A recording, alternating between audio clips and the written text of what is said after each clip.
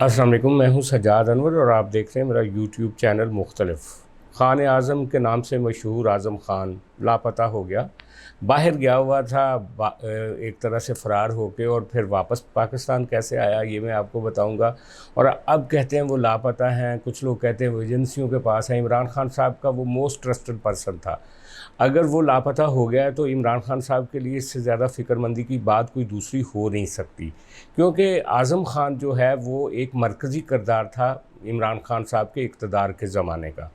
शहज़ाद अकबर के साथ और जस्टिस जावेद इकबाल के साथ एक ऐसा नेक्सस था उसका, और महमूद ख़ान जो केपी का वज़ीर आला है, और पंजाब का वज़ीर आला उस्मान बुज़दार और फ़राग होगी, ये सारे करैक्टर जो थे वो एक न्यूक्लियस के गिर्द घूमते थे जिसका नाम आज़म ख़ान था, क्योंकि इमरान खान साहब ने इन सब को आज़म ख़ान साहब के हवाले किया हुआ था। जो भी पंजाब गवर्नमेंट में बड़ी ट्रांसफ़र पोस्टिंग होती थी या बड़ा काम होता था, बड़ा ठेका, बड़ा कॉन्ट्रैक्ट, वो आज़म खान साहब जब तक ग्रीन सिग्नल नहीं देते थे यहाँ से कुछ नहीं होता था।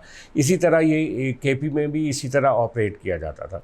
शहज़ाद अकबर के ज़रिए जिसका बाजू मरोड़ना होता था उसका बाजू मरोड़ा जाता था। और आपको याद ही होगा, सबसे पहली जो शिकायत कंप्लेंट की थी इमरान खान साहब को ख़ान आज़म यानी आज़म ख़ान के बारे में, वो जहांगीर तरीन थे। जहांगीर तरीन वो पहले इंसान थे जिसका फड्डा आज़म ख़ान के साथ हुआ। फिर उसके बाद अगर आप देखें तो अलीम ख़ान का भी फड्डा आज़म ख़ान के साथ ही हुआ, क्योंकि जिसकी भी इंसल्ट करवानी होती थी या अपने प्राइम मिनिस्टर सेक्रेटेरिएट में, तो इमरान खान साहब उसके बारे में आज़म ख़ान को कुछ बता देते थे, फिर आज़म ख़ान जाने और वो बंदा जाने। इसी तरह आपको याद होगा फ़िरदौस आशिक अवान को अपने कमरे में बिठा के आज़म ख़ान ने इस्तीफ़ा लिखवाया था। वो इतना पावरफुल अफसर था, वज़ीर आज़म का प्रिंसिपल स्टाफ अफसर भी होता है, प्रिंसिपल सेक्रेटरी भी होता है। इसके पास बहुत इख्तियारात होते हैं, लेकिन इसके पास वज़ीर आज़म के इख्तियारात नहीं होते। लेकिन आपने देखा उसने फ़िरदौस आशिक अवान को अपने कमरे में बिठा के इस्तीफ़ा लिया। फवाद चौधरी की वज़ारत अगर तब्दील हुई तो उसके पीछे भी कहते हैं कि जनाब आज़म ख़ान ही थे।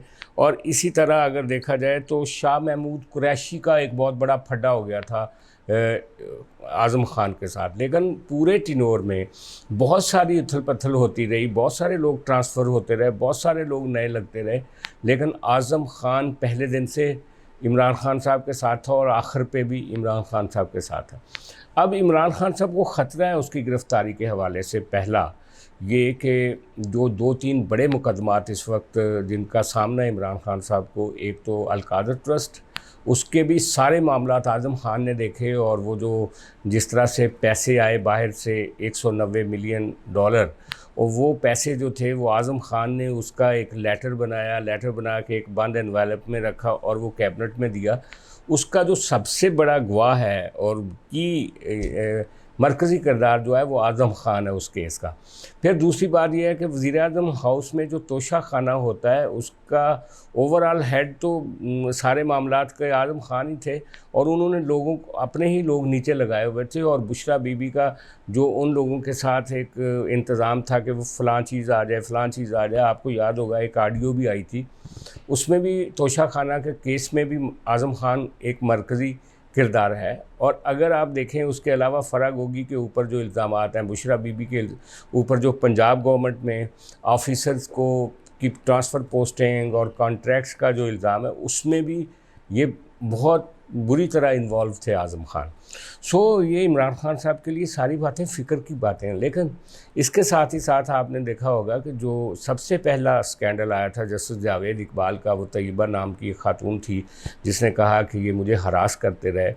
उसने आके बताया, टेलीविज़न चैनल्स पे बताया कि आज़म ख़ान ने मुझे वज़ीर आज़म हाउस में बुलाया और इतना अरसा मुझे महबूस रखा, और जब उन्होंने उसको प्रॉपरली ब्लैकमेल कर लिया जावेद इकबाल को, फिर मुझे घर जाने दिया गया और मेरी दादरसी नहीं की गई। तो जस्टिस जावेद इकबाल से कह के जो अलीम ख़ान की गिरफ़्तारी करवाई गई, उसके बाद जितने सियासी लीडर इमरान ख़ान के मुखालिफ थे उनको रगड़ा दिलवाया गया। और याद है जस्टिस जावेद इकबाल ने तो ये भी कहा था कि मैं पीटीआई के अगर 1-2 बंदे पकड़ने शुरू कर दी तो इनकी सारी जमात अंदर हो जाएगी। और वो आपको याद है परवेज़ खट्टर के बारे में कहते थे कि एक साहब तो वो हैं कि वो तो पूरी तरह खड़े भी नहीं हो सकते। तो वो आखिर ब्लैकमेल होते रहे इमरान खान साहब के इसी अफसर के ज़रिए, और इन्होंने ही सारा वो मैनेज किया था।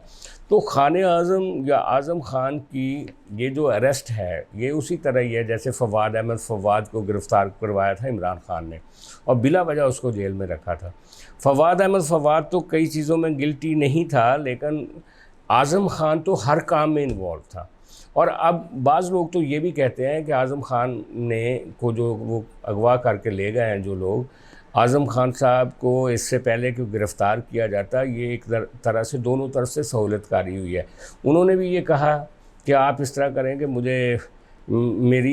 मैं इस ऐसी सिचुएशन में आपकी मदद कर सकता हूँ जब मैं कहूँ कि मेरे ऊपर बहुत जुल्म हो रहा था।